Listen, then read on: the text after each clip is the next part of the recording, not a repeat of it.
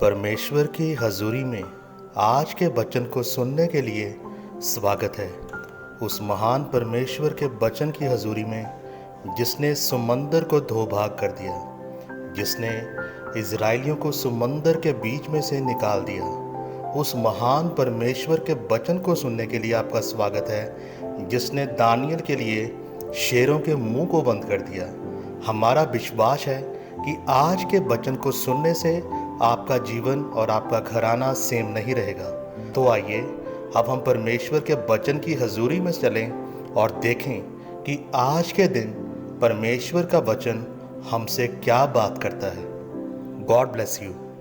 जैसा कि आज के वचन उत्पत्ति 14 उसकी 20 और 21 आयत में लिखा है, और धन्य है परम प्रधान ईश्वर जिसने तेरे द्रोहियों को तेरे वश में कर दिया है।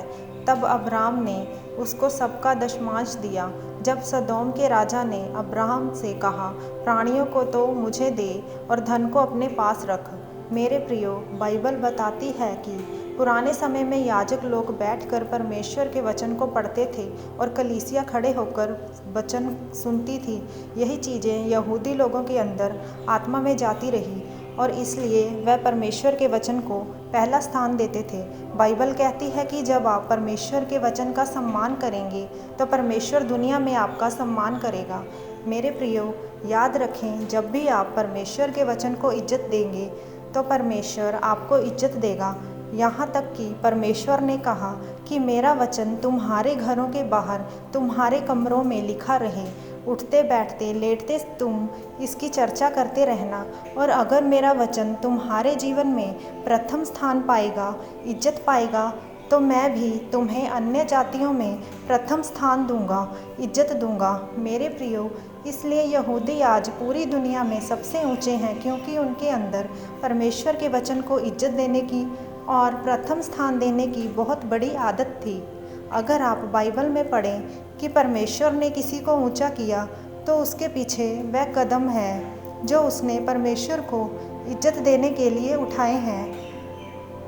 मेरे प्रियो, अगर आप बाइबल में अब्राहम के बारे में पढ़ें तो लिखा है कि अब्राहम बहुत ज़्यादा आशीषित था। वह इतना आशीषित था कि राजा भी उससे जलते थे। परंतु क्योंकि अब्राहम के अंदर परमेश्वर के वचनों को इज्जत देने की आदत थी और उसकी ऊंचाई और सफलता का कारण यही था। मेरे प्रियो, ऐसा कभी नहीं हो सकता कि आप अगर परमेश्वर के राज्य के लिए कुछ दें और आप खाली रहें।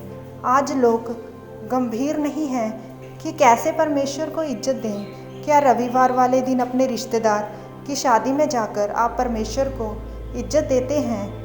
आपका प्रार्थना का समय है और आप अपना मनपसंद प्रोग्राम देख रहे हैं, तो क्या आप परमेश्वर को इज्जत दे रहे हैं? जब आप अपने रिश्तेदार पड़ोसियों के सामने प्रभु यीशु मसीह का इकरार करते हैं, उनसे डरते नहीं हैं, तो आप परमेश्वर को इज्जत देते हैं। बाइबल में मत्ती 10 उसकी 33 आयत में लिखा है कि जो कोई मनुष्य के सामने मेरा इनकार करेगा, मैं भी अपने स्वर्गीय पिता के सामने उसका इनकार करूँगा।